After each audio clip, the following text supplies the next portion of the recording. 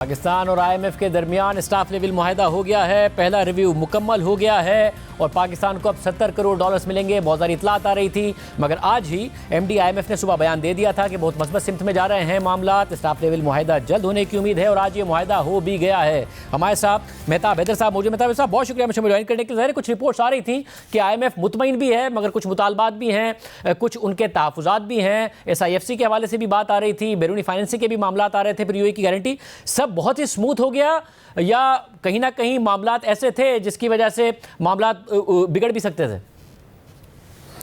जी देखिए, बुनियादी तौर पे अगर बाय एंड लार्ज देखा जाए तो ये काफ़ी स्मूथ हुआ है, लेकिन 3 से 4 चीज़ें ऐसी थी जो कि बड़े क्रिटिकल पॉइंट्स थे। एक तो एक्सटर्नल फाइनेंसिंग का इशू था। आपने देखा कि वो एम्बेसडर्स से मिलके उन्होंने एश्योरेंसेस भी हासिल की, और अगर आप स्टेटमेंट को भी देखें तो स्टेटमेंट के अंदर भी उन्होंने इसको कहा है कि ये जो एक्सटर्नल फाइनेंसिंग है इसको मटेरियलाइज करना इज़ वेरी क्रिटिकल। तो ये आगे प्रोग्राम की सिमत में और इसको जारी रखने के लिए ये बड़ी इंपॉर्टेंट है। एक और चीज़ अगर आप IMF की स्टेटमेंट को उठा के देखें तो वो उन्होंने कहा है जी complete return to the market based exchange rate, और पाकिस्तानी अथॉरिटीज़ ये कमिटमेंट की है कि वो मार्केट के अंदर रिफ्रेन करेंगे थ्रू एडमिनिस्ट्रेटिव मेजर्स इसको कंट्रोल करने के लिए, और जो मार्केट के मुताबिक डिमांड एंड सप्लाई है उसी के मुताबिक एक्सचेंज रेट जो है वो उसका तयन होगा।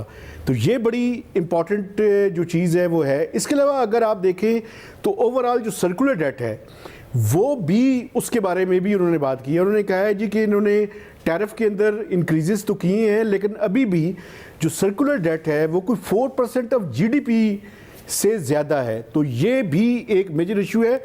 जो SIFC के हवाले से आप बात कर रहे हैं, देखिए SIFC के हवाले से IMF का बेसिकली ये है कि आप किसी के साथ प्रेफरेंशियल ट्रीटमेंट तो नहीं करेंगे, आप ट्रांसपेरेंट अंदाज में जो आपके एसेट्स हैं उनको आप मार्केट के अंदर लेकर आएँ और उनको ऑफलोड करने की कोशिश करें।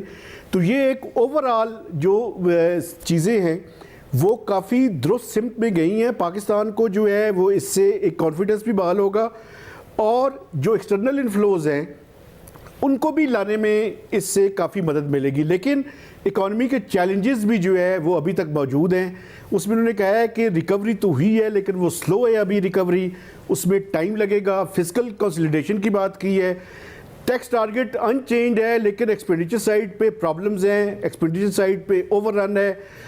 उसके बारे में भी IMF की स्टेटमेंट जो है वो क्लियरली इंडिकेट कर रही है। और आइंदा चलकर मगर ऐसा लगता है कि जैसे दरमियान में खबर आ रही थी कि वो एक्सप्लिसिट कुछ इकदामात का कहेगा पाकिस्तान को, कि शायद दरमियान में खबर आई कि उनके बड़े कंसर्न है कि दरमियान में जो करेंसी नीचे आई थी, डॉलर नीचे आया था, वो क्या मैनेज था। तो स्टेटमेंट में लगता है कि मामला कोई इतना सिवियर नहीं था जितनी रिपोर्टिंग हो रही थी। इसके अलावा ये खबर आ गई थी कि जी बिजली की कीमतें मज़ीद बढ़ानी पड़ेंगी सर्कुलर डेट के हवाले से। ज़ाहिर उनके वो तहफ़्फ़ुज़ात स्टेटमेंट में नज़र आते हैं कि मगर कोई ऐसे इक़दाम की बात नहीं की गई है। तो बाय लार्ज ऐसा लग रहा है कि चीज़ें कोई बहुत ज़्यादा ऐसा नहीं है कि पाकिस्तान ऑफ ट्रैक लगा हुआ IMF को। नहीं, इसमें तो कोई शक नहीं है कि ये जो स्टैंड बाय अरेंजमेंट प्रोग्राम है ये बेसिकली है ही शॉर्ट टर्म प्रोग्राम, और इसमें IMF की कंडीशनैलिटीज़ इतनी सख्त भी नहीं होती। लेकिन आप ये भी देखें ना कि अगर फ़र्ज़ करें कि ये प्रोग्राम का ये रिव्यू कंप्लीट ना होता तो उसके नतीजे में ज़्यादा प्रॉब्लम्स क्रिएट होनी शुरू हो जाती हैं। एक पाकिस्तान पॉलिटिकल ट्रांजिशन के पीरियड से गुजर रहा है, उसके अंदर भी प्रॉब्लम्स आ सकती थी।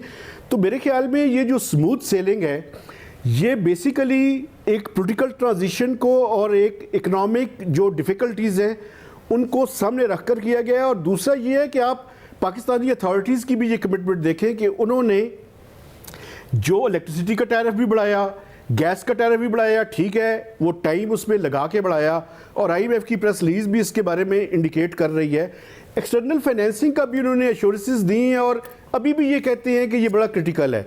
चूँकि अगर एक्सटर्नल फाइनेंसिंग का गैप होता है तो आगे चल के जो पाकिस्तान के ओवरऑल फॉरेन एक्सचेंज रिजर्व्स हैं उनके ऊपर प्रेशर आएगा।